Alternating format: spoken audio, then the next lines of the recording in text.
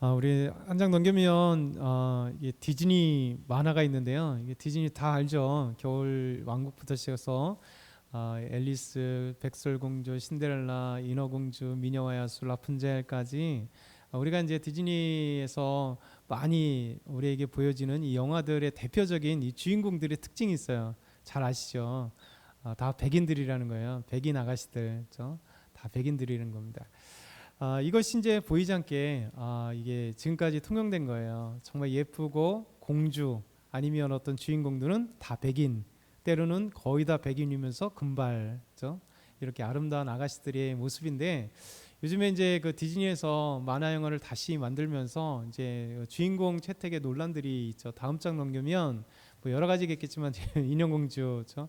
우리가 생각하는 인어공주는 똑같이 백인이면서 예쁜 하얀 얼굴을 갖고 있는 예쁜 인어공주인데 이제 이 주인공을 완전 바꿨어요. 이제 흑인으로 바꾸면서 되게 논란이 많았습니다. 그것도 예쁜 얼굴이 아니라 예쁜 흑인들 되게 많은데 조금 이렇게 보통 생각할 도 예쁘다고 하기는 좀 그런데 또 흑인 이러고 이렇게 그러면서 백설공주도 마찬가지예요. 백설공주도 그 이름 자체가 백설이잖아요. 그러니까 얼굴 하얀 저 공주인데 이 라틴계로 이렇게 바꿨어요. 그러다 보니까 흑인도 아닌데 이제 라틴계로 그러면서도 라틴계 중에도 또 예쁜 이렇게 라틴계 이렇게 배우보다는 조금 이렇게 생각할 수 있는 그러면서 이제 엄청나게 논란이 있었던 거죠. 그러면서 논란의 주인공이 있으면서 분명히 폭망할 거다라고 많이 사람들이 얘기했던 것처럼 인어공주와 백설공주가 폭망했잖아요.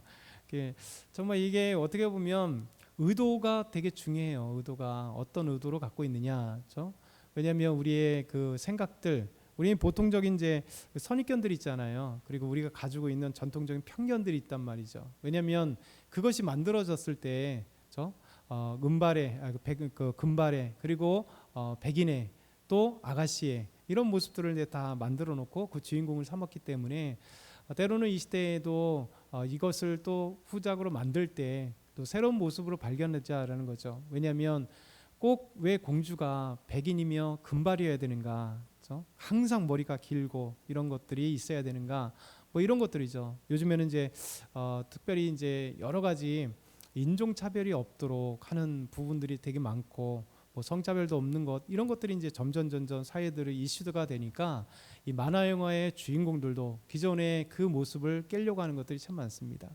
그러니까 우리가 보이지 않게 가지고 있는 것들이 참 많아요. 그건 대부분 다 보면 외형적인 것 때문에 사실은 거의 대부분 다 우리가 갖고 있는 거죠. 선입견들도 대부분 다 외형적인 것 때문에 그렇죠? 처음 보는 사람들의 그 모습을 보면서 사람은 80% 이상을 판단한다 그래요. 그 외모의 모습을 보면서 그리고 또 가지고 있는 이미지, 그렇죠? 약간 지적이면 지적인 것, 그 사람 지적인 것 같이 느껴지고, 근데 실제 얘기해 보니까 아니네 이렇게 할 수도 있는데, 근데 어쨌든 간에 외적인 모습들이 대부분 다 우리가 이제 편견에 사로잡히기도 하고 선입견에 사로잡히기도 하고 나중에 보니까 아니었구나라는 것을 뒤에 후회하게 되는 것이죠. 어떻게 보면 우리가 만남에 있어서 가장 그러잖아요. 남녀 간의 만남들도 마찬가지로 사실 그 진실하게 알기보다는 먼저 외형적인 모습을 보면서 호감이 가게 돼 있고 호감이 이미 가면 나중에 그 마음을 알기는 너무 어려요. 진짜 마음을 알면 때는 늦었어요. 결혼하고 나서 알게 되는 거죠. 사도 바울은 오늘 이 말씀을 하는 거예요. 사도 바울은 오늘 말씀 보면 예루살렘 유력자들이 있다는 거죠. 그 유력자들은 누구냐면 예수님의 동생 야고보 그리고 게바 곧 베드로 요한 이 사람들이 예루살렘의 초대교회의 중심적인 역할을 감당한 세 기둥이었었습니다. 그러니까 신기하게도 늦게 사도로 나온 예수님의 동생 야고보가 초대교회 예루살렘 교회는 아주 중추적인 역할을 감당하는 기둥이었어요. 그리고 베드로는 당연히 수제자이면서 동시에 계속해서 기둥이고 또 요한도 항상 베드로, 요한, 야고보 세 명이 이렇게 가는 거죠. 근데 예수님의 제자 야고보는 제일 먼저 순교를 했고 계속 나오는 야고보는 예수님의 동생 야고보가 되는 것이죠. 그런데 사도 바울은 이렇게 얘기합니다. 2장 6절에 보면 유력하다는 이들 중에 이 세 명을 얘기하는 겁니다. 본래 어떤 이들이든지 내게 상관이 없다. 이게 무슨 얘기냐면 그가 지금 예루살렘 교회를 가고 또 그 전에 개발을 보긴 했어도 예루살렘 교회의 유력자들 그리고 많은 사람들이 자기를 어떻게 보느냐라고 하는 것이 있다는 거죠. 근데 사도 바울은 나는 괜찮다는 거예요. 왜냐하면 나는 비록 교회를 잔멸했던 사람이고 또 그리스도인들을 잡아 죽이려고 했던 사람이고 그렇게 못된 사람으로 인정되었었고 그들이 보았었지만 다메섹 도상 가운데 부활하신 예수 그리스도가 나를 만나시고 나를 이방인의 사도로 삼으시고 그리고 오랜 시간도 14년이라고 하는 무명의 시간들을 거치면서도 그가 끈질기게 주님을 만나고 주의 복음 안에 있고 복음을 증거하는 그런 삶을 살아가는 주님을 위한 아름다운 삶을 살아가기 때문에 비록 내가 그의 소문이나 나를 보지 못한 사람들이 나를 잘못 판단할지라도 나는 괜찮다는 거예요. 사도 바울은 이것이 바로 자부심입니다. 자신감. 왜냐하면 사람들이 나를 어떻게 본다 할지라도 나는 주님을 만나 변화된 사람이고 나는 이제 주님 앞에 온전한 사람이고 더 나아가서는 하나님은 외모로 보지 아니하시고 속 중심을 보시는 하나님이시기 때문에 그렇죠? 어떤 모습일지라도 사도 바울은 당당한 거예요. 그래서 사도 바울은 이 말씀을 하는 것입니다. 사실 오늘 말씀 보면 구약 성경에도 보면 하나님은 우리에게 외모로 보시지 않는 하나님이다. 그러니까 하나님이 원래 속성 자체가 그렇습니다. 신명기 10장 17절을 보면 같이 한번 읽어볼까요? 너희 하나님 여호와는 신 가운데 신이시며 주 가운데 주시오 크고 능하시며 두려우신 하나님이시라. 사람을 외모로 보지 아니하시며 뇌물을 받지 아니하시고. 이게 하나님의 속성이에요. 그렇죠? 신 가운데 모든 그 신들 가운데 진짜 신. 모든 신들은 가짜죠. 근데 하나님만이 참된 하나님이시고 그리고 주이시면서 동시에 우리 하나님은 외모로 사람을 판단하지 않는다라는 것이죠. 만약에 하나님의 속성이 외모로 판단된다면 아마 여러분은 아마 좋게 볼 거고 저는 조금 그럴 수 있을 겁니다. 그런데 어쨌든 간에 하나님은 이제 외모로 판단하지 않는다, 보지 않는다라는 것이죠. 이게 바로 하나님의 근본적인 속성이에요. 그러니까 하나님이 외모로 선입견 갖고 보지 않으시기 때문에 우리에게 당당하게 말씀하실 수 있는 것이죠. 그러면서 신명기 말씀 16장 19절을 보면 재판장들에게 하나님께서 이렇게 말씀하세요. 너는 재판을 굳게 하지 말며 사람을 외모로 보지 말며 뇌물을 받지 말아라. 이게 재판장들이 가져야 될 지혜이고 공의죠. 만약에 재판장들도 사람이기 때문에 그렇잖아요. 지금 현대 재판도 마찬가지로 딱 왔을 때 이미 재벌 아니면 재벌 2, 3세들이 문제가 일어나서 거대한 로펌의 변호사를 딱 선임하면 사실 재판장들도 퇴임 이후에 잘 해주면 항상 가잖아요. 그리고 엄청난 로펌에 다시 가면 그냥 걸어놓기만 해도 그 자기가 잘 봐줬던 재벌이라든가 돈 많은 사람 권력자들이 뒤에서 사실은 많은 이런 여러 가지 재판할 때 어떤 문제가 생기면 찾아오지 않겠어요? 사실 현대인들에게도 재판장들도 끊임없는 유혹 아니겠어요? 지금도 우리가 다 아는 것처럼 유혹이고 실제 남은 정관예우를 해주는 이유들이 거기 있는 것이고 사실은 다 돈과 관계되어 있는 거잖아요. 근데 하나님은 말씀하세요. 참된 재판장이 흔들리지 않아야 될 공의가 뭐냐면 사람을 외모로 판단하지 말아라는 거죠. 돈이 있느냐 없느냐, 권력이 있느냐 없느냐, 그 어떻게 보면 너무 불쌍해서 이런 걸로 갖고도 또 오히려 법을 제대로 집행하지 못할 수가 있어요. 왜? 감정에 휩쓸리기 때문에. 그러니까 하나님께서는 우리에게 하나님이 외모로 판단하지 않으시며 외모를 보지 않으셔서 공정하신 것처럼 가장 공정해야 될 사람들이 재판관들이라는 거죠. 재판정에 서는 사람들. 사실 이게 이 법원에 있는 재판장만 그러겠습니까? 우리도 모든 사람들이 재판장이들이잖아요. 왜냐하면 사람을 평가할 수밖에 없는 것이고 무엇을 갖고 나오는 것들이 그렇고 그런 거잖아요. 만약에 대선이라면 대선도 마찬가지지 않겠어요? 유권자들이 사실 심판자잖아요. 어떤 사람을 뽑을까요? 나는 이런 1번 후보, 2번 후보, 3번 후보, 4, 5, 6번, 10번, 뭐 20번, 30번 쭉 나오면 그 사람들을 내가 판단하는 기준이 뭐예요? 뭔가 있을 거잖아요.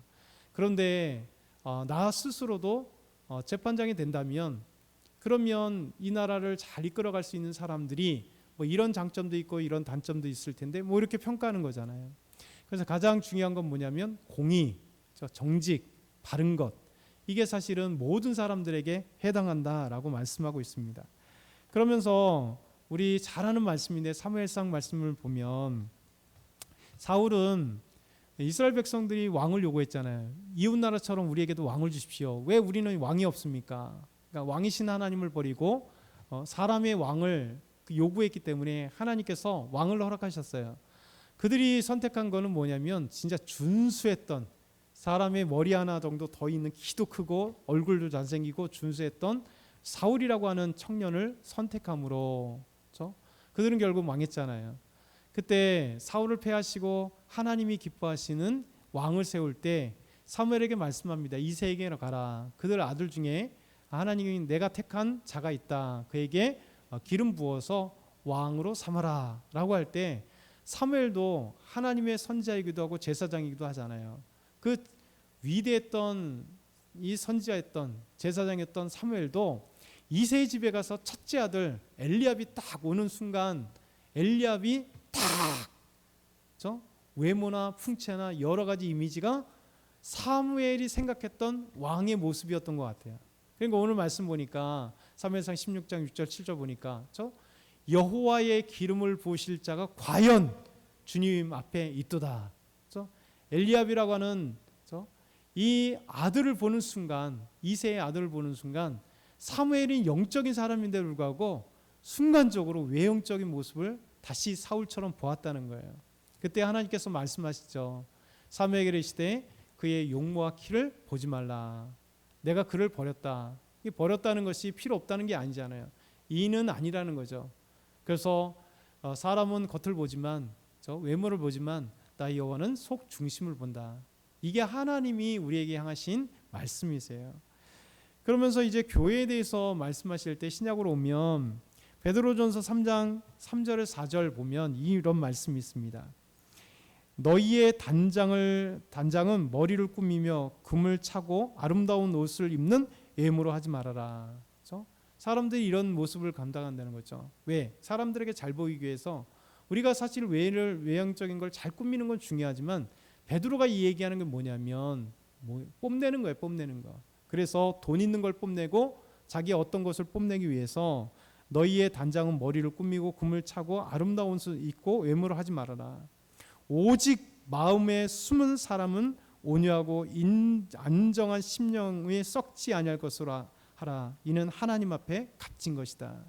그러니까 외모를 가꾸는 것도 중요하겠지만 여기서 보는 건 뭐냐면 속 우리는 하나님에 대한 믿음, 하나님에 대한 것은 신경 쓰지 않으면서 우리가 다른 것으로만 신경 쓴다는 거죠. 외적인 것.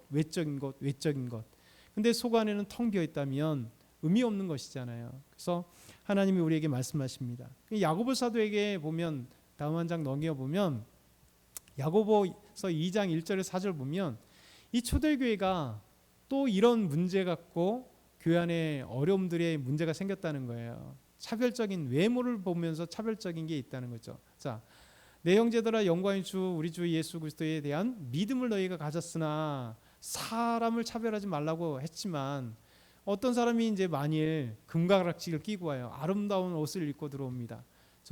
그리고 어떤 사람은 성도인데 같은 성도인데 남난 옷을 입고 가난한 사람이 들어올 때 사람이 외모로 보게 되면 어떻게 됩니까? 나도 모르게 향수 뿌리고 정말 멋진 신사의 모습으로 오거나 또 멋진 귀부인처럼 너무 멋있게 한 사람은 나도 모르게 순간적으로 이렇게 안내하게 되잖아요. 근데 냄새나고 가난한 사람이 들어온다면 보이지 않게 인상을 찡그리지 않겠어요? 우리가 인간적인데요. 그런데 이 초대교회도 그런 게 당연히 있었다는 거예요. 만일 너희가 이런 두 종류의 사람들이 온다면 너희 마음이 어떻겠느냐. 그리고 아름다운 사람, 귀부인 같은 사람, 돈 많은 사람 같이 이렇게 잘 꾸민 사람은 보이지 않게 여기 앉으세요. 좋은 자리에 앉으세요. 여기 은혜 자리예요. 이렇게 다 안내하고 그러면서 차별하면서 외적으로 연약하고 남루하고 가난한 사람은 너희들 아무 데나 앉으세요. 이렇게 할 수 있다는 거죠. 이게 구약부터 신약까지 하나님의 그 속성 자체가 우리를 어떤 것으로 판단하면서 차별하지 않으신다는 거예요. 외모를 보면 차별하게 되어 있습니다.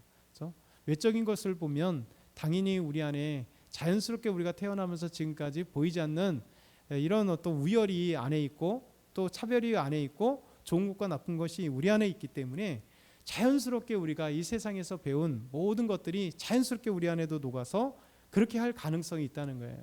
그래서 하나님 말씀에 우리가 이 말씀을 자꾸 사로잡지 않으면요, 우리가 하나님이 보실 때는 우리의 외형적인 게 아니라 진짜 속의 마음이 중요하다는 거죠. 여러분, 속마음이 진짜 중요하면 외형은요, 하나님이 더 기뻐하시는 거예요. 그래서 하나님을 향하여 우리가 속마음 믿음이 가득 차면 주일날 주님 앞에 나올 때 그냥 나오시나? 아니잖아요. 저 꾸며서 나오잖아요. 왜? 그 마음이 중요한 거예요. 하나님 앞에 내 아름다운 모습을, 내 멋진 모습을 하나님께 드리기도, 깨끗한 모습을 하나님께 드리기를 원해서 우리가 나오는 거잖아요. 그렇죠? 그래서 하나님은 우리에게 말씀하시는, 사도 바울은 이 말씀, 그 마음 가운데 하나님은 사람을 외모로 보시지 않기 때문에 당당하다는 거예요. 진짜 속마음을 아시는 주님, 우리가 믿음 생활할 때 이것이 되게 중요한 것 같아요. 하나님께서 우리에게 진짜 속마음이 중요하시다. 그래서 그 판단이 흐리지 않는 하나님처럼 우리 자신도 이 세대에서 가장 필요한 것은 선입견이나 이런 어떤 것에 의해서 좌우되는 게 아니라 우리가 진짜 믿음으로 볼 수 있도록, 우리가 서로 믿음으로 볼 수 있도록, 그래서 하나님의 마음을 갖고 나아가기 소망합니다.